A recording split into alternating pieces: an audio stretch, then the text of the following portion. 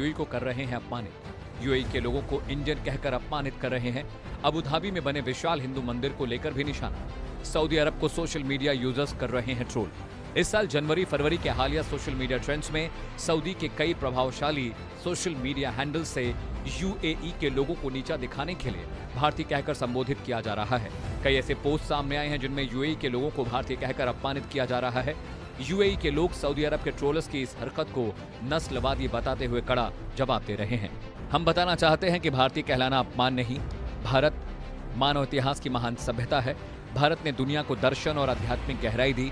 हम भारत के साथ आगे बढ़ें और भारत का सम्मान करते हैं। सऊदी ट्रोल का भारतीयों के प्रति दिखाया गया नस्लवाद असल में शर्मनाक है। भारतीयों के साथ हमारा रिश्ता सऊदी के अपमानित कमेंट से ज्यादा गहरा है। हमारे पास बड़ा हिंदू मंदिर है और ये बहुत कुछ कहता है। यूएई के सोशल मीडिया यूजर्स सऊदी अरब के ट्रोलर्स को भारतीयों के साथ अपने गहरे रिश्ते, भरोसे और विश्वास का हवाला देकर मुंहतोड़ जवाब दे रहे हैं। यूएई और भारत के बीच दशकों से आपसी सम्मान से बने भरोसे और इंसानी रिश्तों के आगे सऊदी अरब के ऑनलाइन अपमान को कुछ नहीं मान रहे। सऊदी अरब के सोशल मीडिया यूजर्स यूएई को इस्लाम से भटका हुआ देश बता रहे हैं और यूएई के अरब पहचान को लेकर सवाल उठा रहे हैं। यूएई ने अपने देश में मंदिरों को बनाकर भारतीय संस्कृति अपनाई है। अब यूएई अरब देश कम और भारत का विस्तार अधिक लगता है। अबू धाबी में फरवरी 2024 में विशाल बीएपीएस हिंदू मंदिर बनने के बाद से ही कट्टरपंथी यूएई पर निशाना साध रहे हैं। सऊदी अरब के कुछ कट्टरपंथी गुटों ने सोशल मीडिया पर इसे बुतों की वापसी करार दिया है। सऊदी अरब के कट्टरपंथी अरब प्रायद्वीप में केवल इस्लाम के वर्चस्व की पैरवी कर रहे हैं। सऊदी अरब की इस संकुचित और कट्टरपंथी सोच को लेकर यूएई के बुद्धिजीवियों और नागरिकों ने इन टिप्पणियों पर कड़ा जवाब देते हुए साफ कह दिया कि भारतीय कहलाना अपमान नहीं है। Bureau report, India news.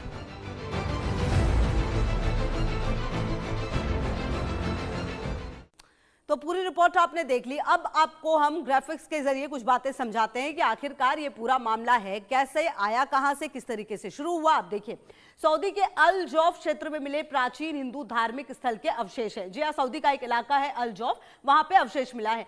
पुरातत्वविदों को खड़े पत्थर और वेदी नुमा संरचनाएं मिली है यहां पर। अब पत्थरों से बना आयताकार ढांचा भी यहां पर मिला है। सऊदी की बात आपको बता रहे हैं, 8000 साल पुराने मंदिर के अवशेष यहां मिले। इस ढांचे को पूजा या अनुष्ठान स्थल माना जा रहा है। सऊदी में मानव सभ्यता के शुरुआती दौर की धार्मिक परंपराओं की ओर ये इशारा करती है। मतलब जो कुछ भी मिला है ये इशारा कर रही है बहुत ही पुरानी चीजों का। धार्मिक अनुष्ठानों की पुष्टि करती जानवरों की हड्डियां और चढ़ावे के जो प्रमाण है वो यहां पर मिले हैं।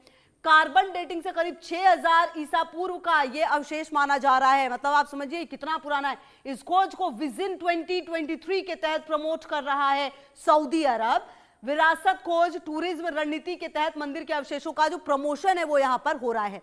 अब दिलचस्प बात क्या है ये आप समझिए। यहां पर दिलचस्प बात क्या है कि जब से सऊदी अरब में 8000 साल पुराने मंदिर के अवशेष मिलने की खबर आई है, तब से सोशल मीडिया पर यह बहुत ही ज्यादा चर्चा तेज हो गई है।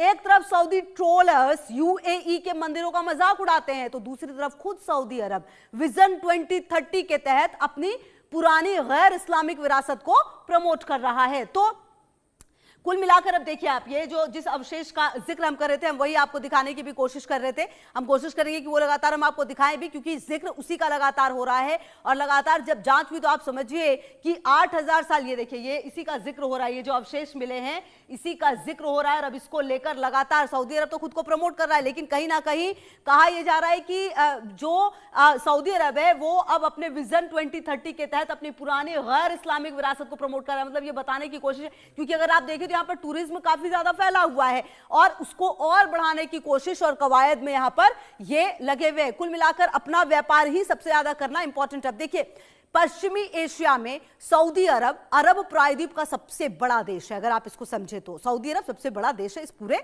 प्रायद्वीप में। इसके पश्चिम में लाल सागर है, पूर्व में फारस की खाड़ी है, उत्तर में जॉर्डन, इराक और दक्षिण में यमन है। संयुक्त अरब अमीरात यानी यूएई भी अरब प्रायद्वीप के पूर्वी हिस्से में बसा देश है।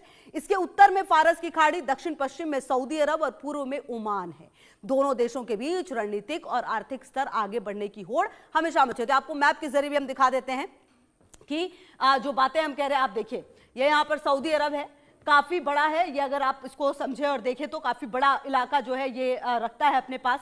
ये देखिए यहाँ पर यमन है, अगर आप देखें यहाँ पर देखिए ओमान है और ये यमन, ये यूएई, ये बहुत छोटा सा हिस्सा है, लेकिन इसका प्रभाव भी काफी ज्यादा है। और कहीं ना कहीं आप समझिए कि अगर आप मिडिल ईस्ट की बात करें तो बहुत ज्यादा महत्वपूर्ण इनकी भी जो भूमिका है वो हो जाती है किसी भी तरीके से। और ये पूरा जो इलाका है वो अगर आप समझे तो अब देखना ये है कि जो बातें, क्योंकि देखिए अपना टूरिज्म बढ़ाना है, अपनी विरासत बढ़ाना है, अपनी तमाम चीजों को प्रमोट करना है, लेकिन कहीं ना कहीं जो एक नैरेटिव है वो भी सेट करने की कोशिश है कि हम तो जो थे वही हैं और अपने आप को दूसरे से ज्यादा महान बताना है। जी हाँ, सऊदी अरब और यूएई के बीच असली